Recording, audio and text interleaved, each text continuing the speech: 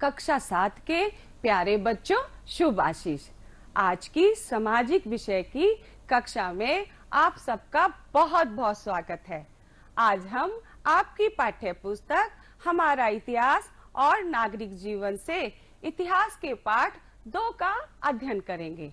पाठ का नाम है बच्चों सल्तनत काल की शुरुआत। पाठ को शुरू करने से पहले पाठ के उद्देश्य को जानेंगे। उद्देश्य मतलब कि आज हम इस पाठ में क्या क्या जानेंगे।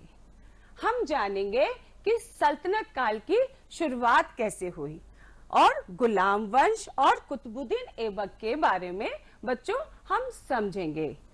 सुल्तान इल्तुतमिश एवं उसकी शासन व्यवस्था से बच्चों हम परिचित होंगे और रजिया सुल्तान के बारे में जानेंगे। नसरुद्दीन महमूद बलबन और मंगोल आक्रमण के बारे में आज हम बच्चों अध्ययन करेंगे। पाठ का नाम है सल्तनत काल की शुरुआत। सल्तनत काल की शुरुआत। बच्चों, आपने पिछले पाठ में जाना था कि मोहम्मद गोरी एक तुर्क था। वह अफगानिस्तान के गौर राज्य से आया था। उसने अफगानिस्तान में गजनी राज्य पर विजय प्राप्त कर ली थी और उसके बाद उसने भारत पर आक्रमण किए। भारत पर सबसे पहले आक्रमण उन्होंने मुल्तान पर किया और मुल्तान पर बच्चों उन्होंने विजय प्राप्त की। इसके बाद धीरे धीरे उन्होंने 1190 में पंजाब को जीत लिया और जब वो पंजाब को जीतकर दिल्ली और अजमेर की तरफ बढ़ रहे थे तो उनका सामना पृथ्वीराज चौहान से हुआ। पृथ्वीराज चौहान चौहान वंश के राजा थे। वे वीर, साहसी और महत्वाकांक्षी राजा थे। वो भी भारत में अपनी सत्ता का विस्तार कर रहे थे।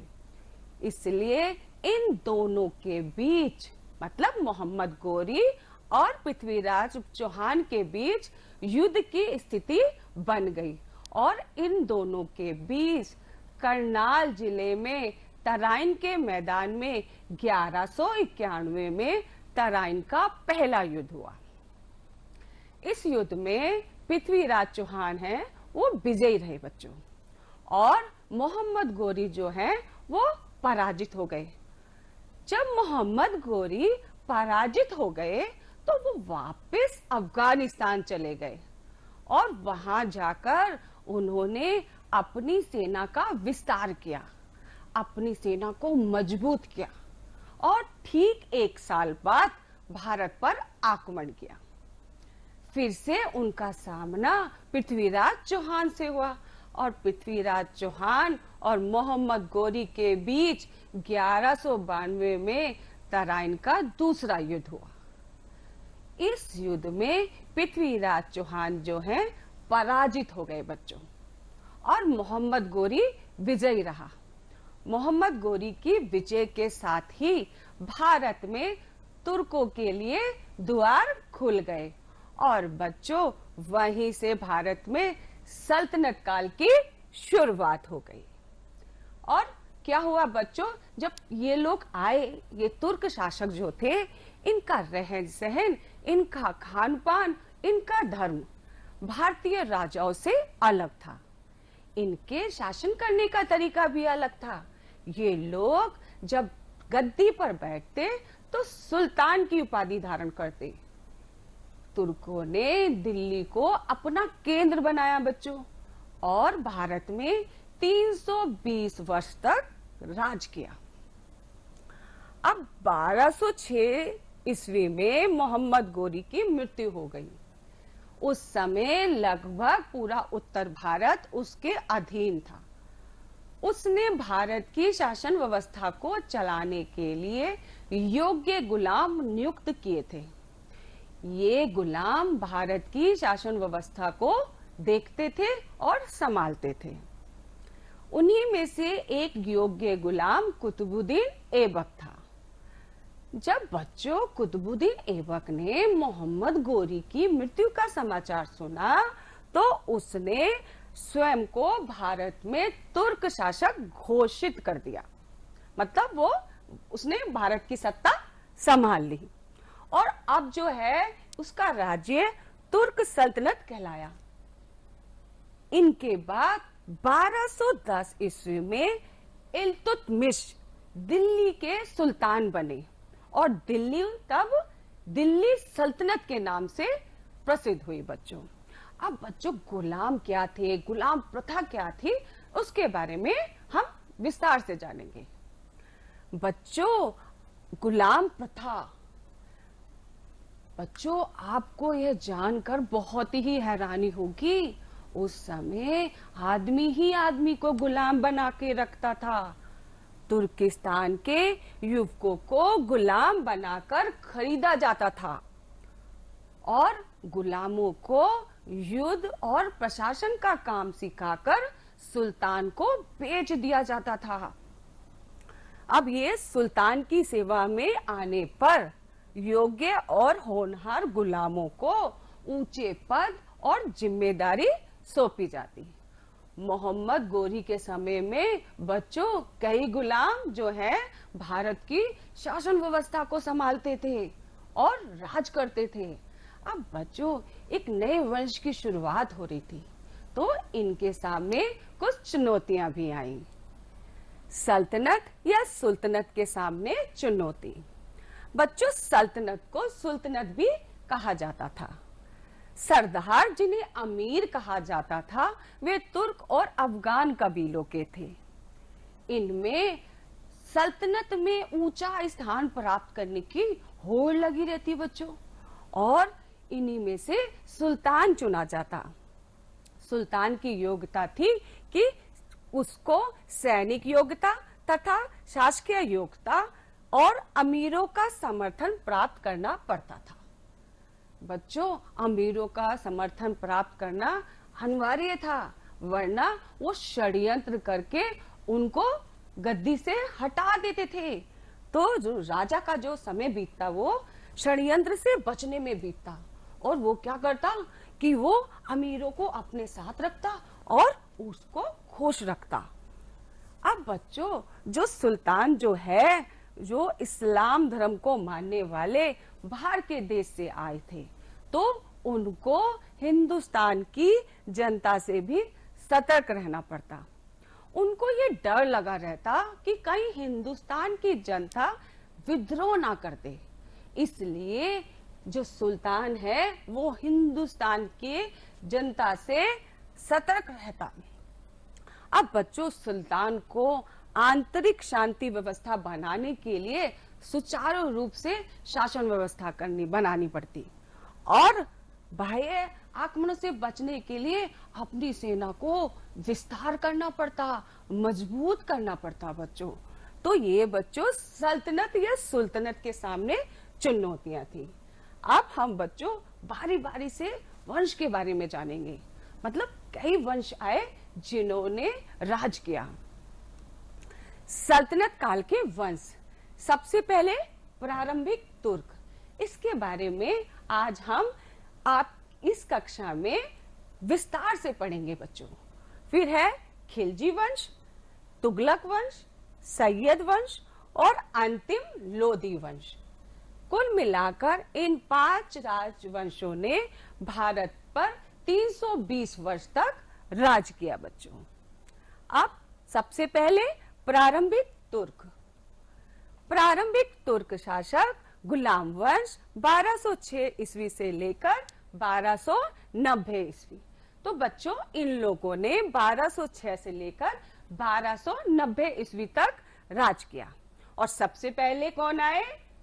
सही पहचाना, कुतुबुद्दीन ऐबक। 1206 में मोहम्मद गोरी की मृत्यु के बाद उसका तुर्क गुलाम कुतुबुद्दीन ऐबक उत्तर भारत का पहला तुर्क शासक बना बच्चों। यह बच्चों जो कुतुबुद्दीन था ये दयालु किस्म का व्यक्ति था, लाखों का दान देता था। तो जब ये लाखों का दान देते थे तो ये लाख बख्श के नाम से प्रसिद्ध हुए बच्चों। और कुतुबुद्दीन ऐबक ने लाहौर को अपनी राजधानी बनाया और कुतुबुद्दीन ऐबक ने बच्चों एक नए राज्य की नींव डाली थी। तो इसका अधिकतर समय जो है सेना कार्य में, शासन के कार्य में ही गुजरता था। अब बच्चों, इन्होंने नए राज्य की नींव तो डाली, लेकिन ये अपने राज्य को मजबूत नहीं कर पाए, क्योंकि 1210 में चौगान खेलते हुए घोड़े से गिरकर इनकी मृत्यु हो गई बच्चों।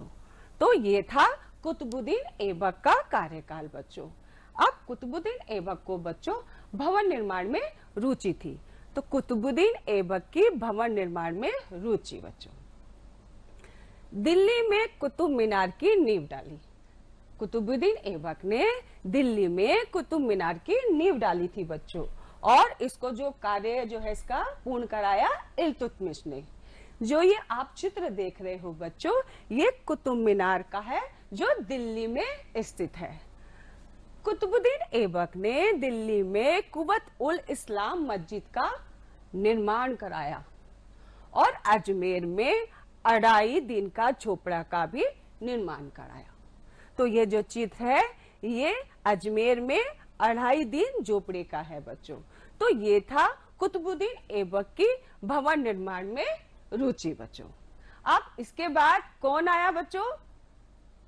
हमने आपको बताया था, सही अनुमान लगाया, इल्तुतमिश। तो इल्तुतमिश माने इल्तुतमिश का जो समय था बच्चों वो 1210 से लेकर 1236 ईस्वी था। अब क्या हुआ बच्चों? 1210 ईस्वी में कुतुबुद्दीन ऐबक की मृत्यु के बाद दिल्ली के अमीरों ने इल्तुतमिश को गद्दी पर बिठाया। जब इल्तुतमिश गद्दी पर बैठे बच्चों, तो जो है इनको बहुत सारी समस्याओं का सामना करना पड़ा, और जो है ये उत्तरी भारत के तुर्कों का वास्तविक संस्थापक था, और ये सुल्तान बना बच्चों। इसने सुल्तान की उपाधि धारण की थी। अपनी शासन व्यवस्था को सुचारू रूप से चलाने के लिए इसने 40 गुलाम सरदारों का संगठन अर्थात तुर्कान ए चहलगानी का निर्माण कराया। इसके द्वारा उसने अपनी शासन व्यवस्था को मजबूत किया और सुचारू रूप से चलाया बच्चों। अब उसके साम्राज्य कौन कौन से थे बच्चों? इल्तुतमिश के साम्राज्य कौन कौन थे या कौन कौन से थे उसके बारे में जानेंगे। इल्तुतमिश का साम्राज्य विस्तार बच्चों, जो आप ये चित्र देख रहे हो ये नक्शा है, और ये कहाँ का नक्शा है बच्चों? सही अनुमान लगाया, ये तो भारत का नक्शा है। और इस भारत के नक्शे में जो आप ये पीला वाला भाग देख रहे हो बच्चों, ये इल्तुतमिश का साम्राज्य था। मतलब वो इतने बड़े साम्राज्य का मालिक था बच्चों। और जो ये लाल रंग की जो रेखाएं आप देख रहे हो, ये उसके साम्राज्य की सीमा थी। तो इल्तुतमिश ने बच्चों पाकिस्तान, मुल्तान, दिल्ली, अजमेर, चंबल, ग्वालियर, उज्जैन, बनारस, पटना आदि राज्यों पर अपना अधिकार जमा लिया था। मतलब उसका अधिकार था, इस इतने बड़े राज्य पर वो शासन करता था बच्चों। तो इतने बड़े राज्य की शासन व्यवस्था चलाने के लिए उसने कुछ नियम बनाए। तो इल्तुतमिश की शासन व्यवस्था। अब बच्चों इल्तुतमिश की शासन व्यवस्था, दिल्ली को उन्होंने अपनी राजधानी बनाया। किन्होंने? इल्तुतमिश ने। और दिल्ली को भारतवर्ष में तुर्क साम्राज्य की राजनीतिक, प्रशासनिक और सांस्कृतिक केंद्र भी बनाया। अब बच्चों उसने इक्ता और अक्ता प्रणाली चलाई। इक्ता मतलब अक्ता, इक्ता को अक्ता भी कहा जाता था। तो इक्ता व्यवस्था के द्वारा केंद्र को प्रांतीय और स्थानीय शासन को जोड़ने की नींव डाली। और सुल्तान ने कई राज्यों को प्रांतों या इक्तों में बांटा, जिसको इक्ता कहा गया। अब हर इक्ते में एक सेनापति नियुक्त किया, और इस सेनापति को इक्तादार या अख्तादार कहा गया। अब बच्चों इस इक्तेदार के पास अपने अधिकारी, अपनी सेना होती, और ये इन लोगों के साथ मिलकर अपने राज्य की रक्षा करता और वहां से कर वसूल करता और इस कर से वो अपने अधिकारियों का और अपनी सेना का खर्च निकालता और उसके बाद जो कर बच जाता वो सुल्तान को जमा कर देता। अब है इल्तुतमिश का प्रशासन। बच्चों, इस चित्र सारणी के द्वारा किस प्रकार से इल्तुतमिश ने अपने प्रशासन का विभाजन किया था, इसको भी हम समझेंगे। तो बच्चों, प्रशासन, विभाजन और जिम्मेदार व्यक्ति। केंद्रीय शासन कई इक्तो प्रांतों को मिलाकर बना था। मतलब जो केंद्रीय शासन था वो कई इक्तो और प्रांतों को मिलकर बना था और इसका जिम्मेदार व्यक्ति सुल्तान था। बच्चों, प्रांत या इक्ता कई परगनों को मिलाकर बना था और इसका जिम्मेदार व्यक्ति कौन था बच्चों? इक्तादार या अख्तादार था। परगना कई ग्राम से मिलकर बना था। ग्राम माने बच्चों गांव। तो उसका जो जिम्मेदार व्यक्ति था परगना अधिकारी था। अब बच्चों, गांव जो थी छोटी इकाई थी, मतलब इसको ग्राम भी बोलते थे और गांव भी बोल सकते हैं। तो इसका जिम्मेदार व्यक्ति मुखिया, पटवारी और चौकीदार था। तो बच्चों, इस प्रकार से इतने बड़े साम्राज्य को चलाने के लिए प्रशासन का विभाजन किया और उसने बहुत अच्छे से अपना जो राजकाज है बहुत अच्छे से चलाया भी। बच्चों, अब है इल्तुतमिश की मुद्रा व्यवस्था। बच्चों, इल्तुतमिश ने मुद्रा व्यवस्था में भी सुधार किए। उसने 2 प्रकार के सिक्के चलाए, एक चांदी का और दूसरा तांबे का। जो चांदी का सिक्का था बच्चों, उसको टंका कहते थे और तांबे के सिक्के को जीतल कहते थे। अब बच्चों, ये जो चित्र आप देख रहे हो, ये सिक्कों का चित्र इनके समय का है, मतलब इल्तुतमिश के समय के ये सिक्के हैं। 1236 ईस्वी में बच्चों इल्तुतमिश की मृत्यु हो गई थी और उन्होंने अपने जीवन काल में ही अपनी पुत्री रजिया को अपना उत्तराधिकारी बना दिया था। बच्चों, आप मुझे एक प्रश्न का जवाब दो। गुलाम वंश के पहले शासक कौन थे? बताओ। सही अनुमान लगाया आपने, वो कुतुबुद्दीन ऐबक थे। और जो है कुतुबुद्दीन ऐबक ने दिल्ली में किसकी नींव डाली? बिल्कुल सही बच्चों, आपने सही अनुमान लगाया। कुतुब मीनार की नींव जो दिल्ली में स्थित है, उसकी नींव कुतुबुद्दीन ऐबक ने डाली थी। अच्छा बच्चों, अब ये बताओ, जो इल्तुतमिश है वो किस सन में गद्दी पे बैठा? सही अनुमान लगा रहे हो बच्चों। 1210 में इल्तुतमिश गद्दी पर बैठे और सुल्तान बने। अब है रजिया सुल्तान, प्रथम महिला शासिका। इनका समय था बच्चों 1236 ईस्वी से लेकर 1240 ईस्वी। अब इल्तुतमिश ने अपनी पुत्री रजिया को अपने ही समय में, मतलब अपने जीवन काल में ही अपना उत्तराधिकारी बना दिया था। सरदारों और उलेमा के विरोध के कारण इल्तुतमिश की मृत्यु के बाद उसके बेटे रुकनुद्दीन फिरोज को गद्दी पर बिठाया गया। और जो फिरोज थे बच्चों, ये दुर्बल शासक थे और इन्होंने क्या है, शासन व्यवस्था को अच्छी प्रकार से नहीं चला पा रहे थे। तो 1236 में रजिया सुल्तान गद्दी पर बैठ गई और सुल्तान बन गई।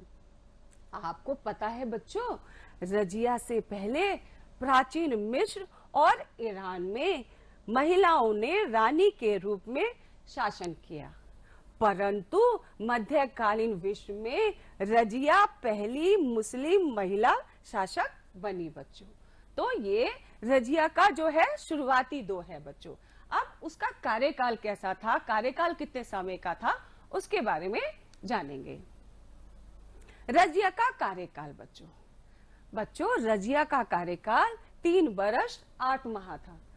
तो उसने क्या किया, अपने शासन व्यवस्था को चलाने के लिए सुधार किए, कुछ नए नियम लाई, कुछ नए कानून बनाए। वो क्या करती थी, उन्होंने स्त्रियों का पहनावा पहनना छोड़ दिया बच्चों, और वो जब दरबार में जाती तो बिना पर्दे के जाती थी और युद्ध में सेना का संचालन करती थी। मतलब जब युद्ध होता था तो बच्चों वो युद्ध में सेना का संचालन करती थी। और बच्चों जो अमीर तुर्क थे उनको ये बात पता चल गई थी कि जो रजिया एक महिला है, लेकिन वो एक कठपुतली बनकर जो है उनके अधीन काम नहीं करेगी, मतलब तुर्कों के अधीन काम नहीं करेगी। तो तुर्कों को भी महिला के अधीन काम करना पसंद नहीं था, मतलब उनको पसंद नहीं आया कि वो एक महिला के अधीन होकर काम करें। तो उन्होंने क्या किया बच्चों, षड्यंत्र कर दिया उसके खिलाफ और उसको गद्दी से हटा दिया। और रजिया के बाद उसका एक भाई और 2 भतीजे बारी बारी से सुल्तान बने बच्चों। लेकिन बच्चों वो अयोग्य थे, वो ठीक से शासन व्यवस्था को नहीं चला पा रहे थे।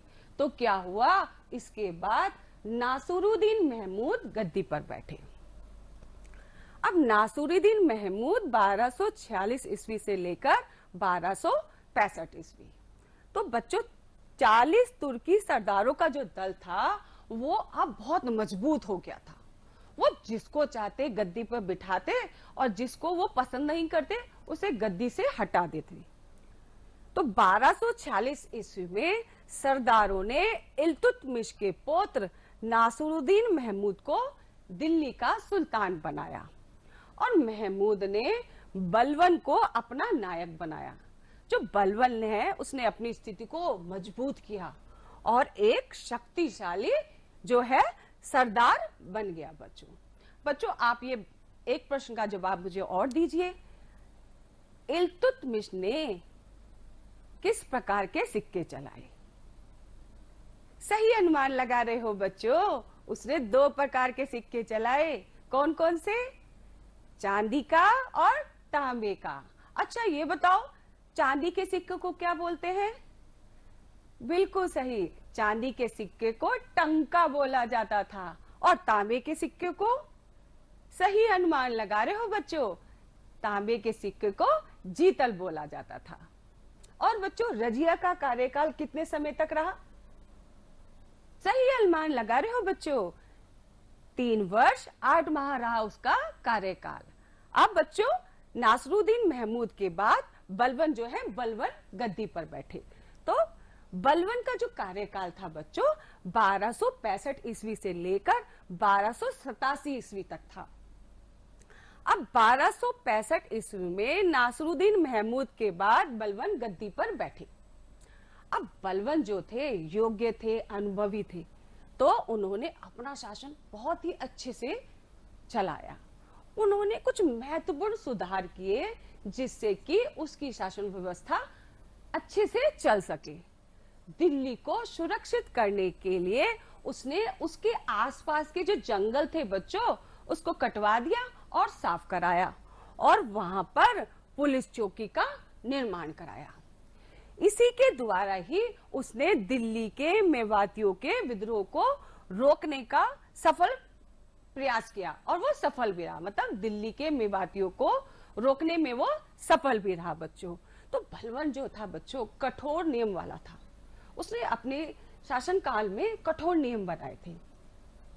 बलबन के कठोर नियम, वह राजा को धरती पर ईश्वर का प्रतिनिधि मानता था।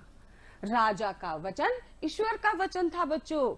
राजा के कार्य की सार्वजनिक जांच नहीं हो सकती थी। बलबन जब दरबार में जाता तो बड़ी गंभीर मुद्रा में बैठता और ना वो किसी से हंसता और ना ही किसी के साथ जो है वो मजाक करता। बलबन ने दरबार में एक निर्धारित प्रकार के वस्त्र, मतलब वस्त्र जो है वो पहले से ही निर्धारित कर रखे थे और दरबार में बैठने का स्थान भी निश्चित था। मतलब कोई भी आदमी किसी प्रकार का वस्त्र पहनकर और किसी भी स्थान पर बैठ नहीं सकता था बच्चों, इसका सख्त नियम था। बलबन ने सिजदा और पायबोस की परंपरा प्रारंभ की। सिजदा माने मतलब, सिजदा का मतलब है बच्चों सुल्तान के सामने घुटने के बल बैठकर सर झुकाना बच्चों। और पायबोस का मतलब है कि सुल्तान के पैरों को चूमना बच्चों। अब बच्चों बलबन ने कठोर गुप्तचर व्यवस्था बनाई थी और जो है उसकी जो गुप्तचर व्यवस्था के द्वारा वो अपने पूरे शासन की खबर रखता था। कौन अच्छा कर रहा है, कौन बुरा कर रहा है, कौन षड्यंत्र कर रहा है, इसके बारे में वो अपनी गुप्तचर व्यवस्था से पता करता था।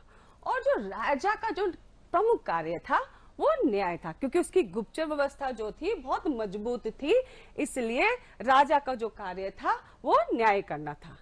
अब बलबन की जो सेना थी बच्चों वो बहुत ही मजबूत थी और वो क्या करता था, अपनी सेना को मजबूत करने के लिए बार बार अभ्यास कर रहा था और उसने अपनी सेना को खुश रखने का भी प्रयास किया। वो अपनी सेना को खुश ही रखता था बच्चों और उनको समय पर वेतन भी देता था।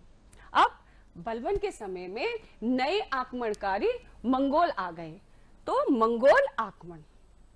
अब बच्चों क्या हुआ, 13वीं शताब्दी में नए आक्रमणकारी की लहर आ गई और ये नए आक्रमणकारी मंगोल थे और इनका जो गठन किसने किया, चंगेज खान ने इनका नेतृत्व भी किया और गठन भी किया, संगठन किया और फिर उसका नेतृत्व किया।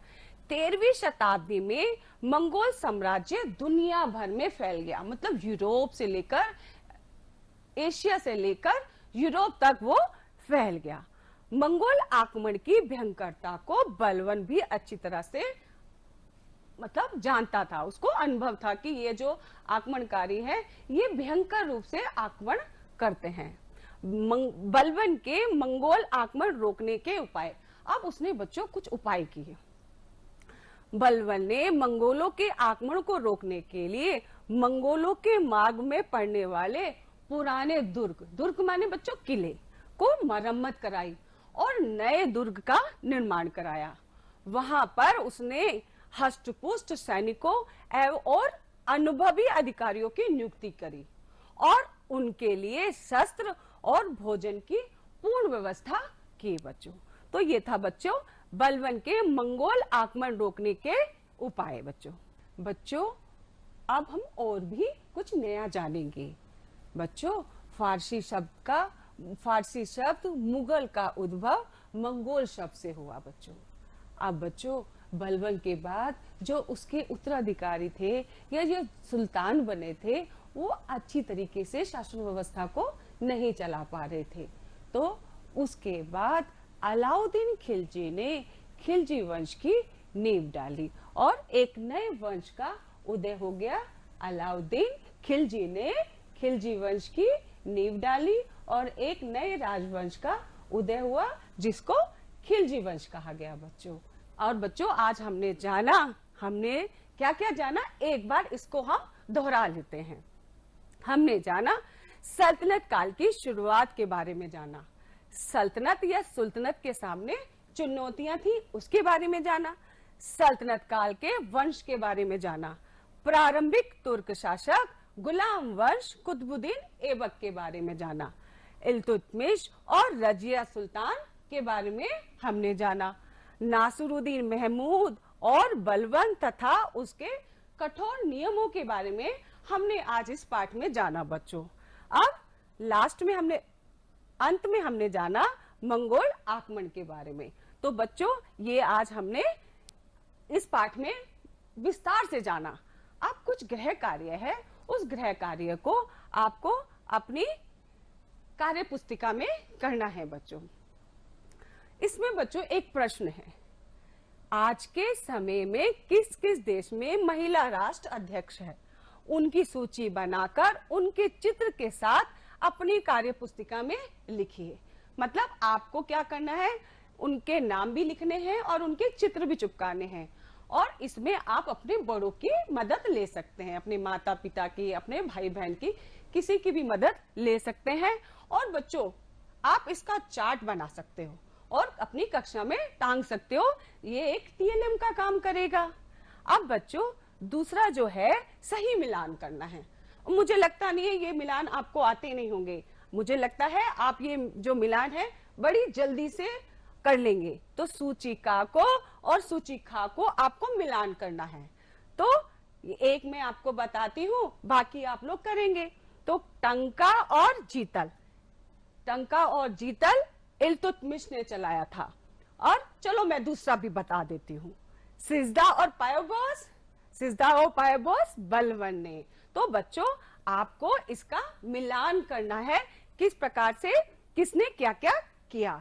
तो आप, मुझे पता है आप लोग इसको बहुत आराम से कर लेंगे। बच्चों अपने इस पाठ को आप अपनी कार्य पुस्तिका में भी दोहरा सकते हैं और उसके जो गृह कार्य हैं उसको भी आप कार्य पुस्तिका में करेंगे। बच्चों मुझे लगता है ये पाठ आपको अच्छे से समझ में आया होगा। आप घर पे रहिए, अपना ध्यान रखिए और पढ़ते रहिए, आगे बढ़ते रहिए और अपने देश का विकास करते रहिए। मैं चाहूंगी कि आप आगे बढ़ते जाएं, बढ़ते जाएं, बढ़ते जाएं। तब तक के लिए बच्चों मैं आपसे विदा लेती हूँ, फिर मिलेंगे अगली कक्षा में।